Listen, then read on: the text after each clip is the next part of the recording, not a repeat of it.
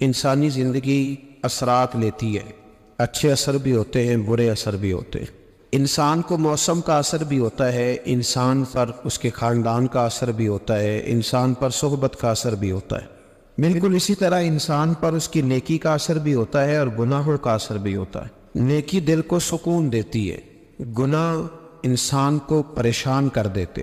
نیکی اللہ کی رحمت کو متوجہ کرتی۔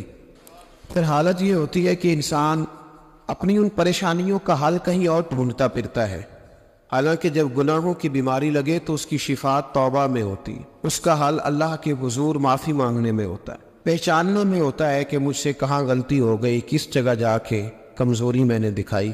ہر انسان اچھی، ٹھنڈی، خوبصورت، سکھ والی زندگی چاہتا ہے۔ اللہ کریم نے سورہ نحل کے اندر ارشاد فرمایا، من عمل صالحا من ذکر او انثی، فرمایا جو بھی اچھے عمل کرے، چاہے مرد ہو چاہے عورت ہو، وہو مؤمن، شرط یہ ہے کہ مومن ہو، فلنحیینہ حیاتا طیبہ، فرمایا ہم اسے پاکیزہ زندگی عطا فرما دیں گے، حیات طیبہ دے دیں گے، اسے پاکیزہ زندگی۔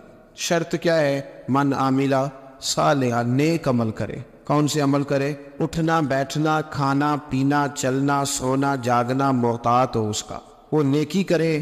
قرآن پاک کے لفظوں کے حسن پر غور فرمائیے گا، فرمایا فَلَنُحْيِيَنَّهُ حَيَاةً طَيِّبَةً، ہم ضرور اسے پاکیزہ زندگی عطا فرما دیں، صاف ستھری زندگی، معیاری زندگی، خوبصورت شب و روز، آئیڈیل زندگی جس کو لوگ کہیں گے، وہ والی زندگی اسے دیں۔ اور دوسرے مقام پر سورہ طٰہٰ کی آیت نمبر 124 میں فرمایا وَمَنْ أَعْرَضَ عَنْ ذِكْرِي، جو ہمارے ذکر سے منہ پھیرے گا، جو ہمارا کھا کے چہرہ کسی اور طرف کرے گا، جو چلے گا ہماری زمین پر لیکن توجہ کسی اور طرف ہوگی، آسمان کی چھت ہماری بنائی ہوئی لیکن اس کے خیالات کہیں اور ہوں گے، فَإِنَّ لَهُ مَعِيشَةً ضَنْكًا، فرمایا ہم اسے تنگ زندگانی عطا کر دیں، اس کی زندگی تنگ ہو جائے گی، اس کی معیشت تنگ ہو جائے گی۔ گناہ زندگی کو تنگ کر دیتے، نیکی زندگی میں آسانی پیدا کرتی ہے۔ آپ کو اگر زندگی میں سکون چاہیے ہو تو آپ کسی غریب کی خدمت کر کے دیکھیں، اللہ کتنا سکون عطا کرتا ہے۔ آپ بڑے پاورفل بھی ہیں، بڑے طاقتور بھی ہیں اور بڑے باوقار بھی ہیں، لیکن کسی کو گالی دو کہ آپ کا دل کبھی ٹھنڈا نہیں ہوگا، تکلیف ہو، اس کے اندر آزمائش ہو۔ ڈاکٹر ریسرچ کرتے ہیں، ڈاکٹر وہ کہتے ہیں گناہ کرنے سے آدمی جسمانی طور پر کمزور ہوتا ہے، لیکن وہی عمل اگر وہ بطور نیکی کرتا ہے تو اللہ اس میں اسے قوت عطا فرماتا ہے، اسی عمل میں اللہ اسے قوت عطا کر دیتا ہے۔ میں صرف اشارہ دے رہا ہوں، اس بات کی تفصیل میں نہیں جانا چاہتا۔ میرے عزیز یہ یاد رکھے کہ نیکی آپ کو سکون دے گی، نیکی آپ کو ٹھنڈا کرے۔ اللہ تبارک و تعالیٰ نے قوموں پہ عذاب نازل کیا اور قرآن مجید فرقان حمید نے ان قوموں کے تذکرے بیان فرمائے۔ بھائی کس لیے بیان کیے؟ کہ ہم عبرت حاصل کریں، ہم یہ غور کر لیں کہ یہ کام ہم نے نہیں کرنا، اس کام سے ہم نے بچنا ہے، ہم نے غور کرنا ہے کہ وہ چیز ہمارے اندر۔ لوگ کہتے ہیں نہیں جی نہیں، ہم پہ یہ عذاب نہیں آئے گا، بالکل نہیں آئے گا، اس میں شک نہیں۔ پر اللہ نے بیان کس لیے کیا تھا؟ بیان کیا قرآن مجید معاذ اللہ کسی ایسی چیز کا بیان کرتا ہے جس کی ضرورت نہ ہو؟ قرآن پاک نے ایک حرف ایسا بیان کیا جس کی مسلمان کو ضرورت تھی۔ قوم نوح کا ذکر فرمایا قرآن پاک نے۔ حضرت نوح علیہ السلام کی قوم کو حضرت نوح علیہ السلام نے 1500 سال سمجھایا ہے۔ 15، کچھ لوگوں نے 950 سال لکھا ہے نا، اعلیٰ حضرت نے لکھا 1500 سال عمر ہوئی حضرت نوح علیہ السلام۔ اللہ تعالیٰ بندے کو جلدی سزا نہیں دیتا، بلکہ قرآن مجید میں ایک جگہ رب کریم اس طرح بھی فرماتا ہے کہ جب بندے مجھے بھول جاتے ہیں تو میں ان کے لیے نعمتوں کے دروازے کھول دیتا ہوں۔ بندہ سمجھتا ہے کہ میں کچھ تو ہے نا کہ میرے اندر کہ میں جدھر جاتا ہوں خیر ہی خیر ہو جاتی ہے، وہ سمجھتا ہے کہ میری عقل ہے، حالانکہ اللہ اسے ڈھیل دیتا ہے۔ اللہ اسے ڈھیل دیتا ہے۔ گناہوں کی سزا کے 3 طریقے ہیں۔ ایک ہے متنبہ کرنا، تنبیہ کرتا ہے اللہ، بندہ متنبہ ہو جاتا ہے، یہ اللہ کا بہت بڑا احسان ہوتا ہے۔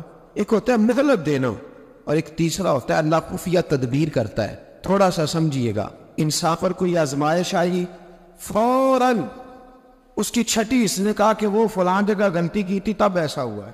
ہوتا ہے نا کئی دفعہ آواز آتی ہے نا اندر سے، چلے بول دے کچھ نہیں ہوتا، اللہ جانتا ہے یہاں کوئی کچھ نہیں کہے گا، اور ہماری تو ویڈیو بھی نہیں گھومتی، یعنی خبر بھی نہیں ہو کہ کس نے ہاں کر دی کس نے نہ کر دی۔ آپ بغیر ٹینشن کے بات چیت کریں، آج کچھ نہیں ہوتا انشاءاللہ تعالی۔ آتی ہے اندر سے آواز، میں آپ سے اس لیے ان چیزوں کی تصدیق کراتا ہوں کہ باقیوں کو بھی آتی ہے کہ نہیں، اس لیے تصدیق۔ کبھی کوئی کسی جگہ انسان پریشان ہوتا ہے تو محسوس کرتا ہے کہ وہاں مجھ سے ہوتا ہے نا جی، جس کو یہ نصیب ہو جائے بڑا خوش نصیب آدمی ہے۔ حضرت مولا علی فرماتے ہیں اگر تجھے دنیا میں سزا مل گئی تو بچ گیا ہے، سمجھ پھر اللہ کرم کرے گا، آخرت میں سزا نہیں دے گا۔ اور یہ یاد رکھ لے، وما اصابکم من مصیبت فبما کسبت ایدیکم ویعفو عن کثیر۔ اللہ فرماتا ہے دنیا میں تجھے جو بھی تکلیف پہنچتی ہے وہ تیرے ہاتھوں کے کرتوتوں کی وجہ سے پہنچتی، ویعفو عن کثیر، فرمایا کثیر گناہ تو میں ویسے ہی معاف کر دیتا ہوں۔ یہ جو تیری زندگی میں دکھ ہے نا، یہ بھی میری قلیل سزائیں ہیں، یہ کثیر پر سزا، یہ قلیل ہے، قلیل یہ جو تمہاری زندگی میں تکلیف ہے۔ انسان کو سزا ملتی۔ حضرت فضیل بن عیاض رحمۃ اللہ تعالیٰ علیہ گھوڑے پہ بیٹھے تھے، گھوڑا شرارت کرنے لگ گیا، اچھلنے لگ گیا، کودنے لگ گیا، تو حضرت فضیل بن عیاض نیچے اترے، ایک کونے میں جا کے نماز کی نیت باندھ لی، 2 رکعت نماز پڑھی، پھر دیر تک استغفار پڑھتے رہے، روتے رہے، دعا کرتے رہے، واپس آئے۔ خادم عرض کرنے لگے حضور سمجھ نہیں آئی، گھوڑے نے تھوڑی سی شرارت کی، وہ بدکا ہے، آپ نے اس کو چھوڑا ہے اور چھوڑ کر کے آپ نماز میں لگ گئے۔ تو حضرت فضیل بن عیاض فرمانے لگے جب بندہ اللہ کی نافرمانی کرتا ہے نا تو جو چیزیں اس کی فرما بردار ہوتی ہیں وہ اس کی نافرمانی کرنے لگ جاتی۔ تو مجھے محسوس ہوا تھا کہ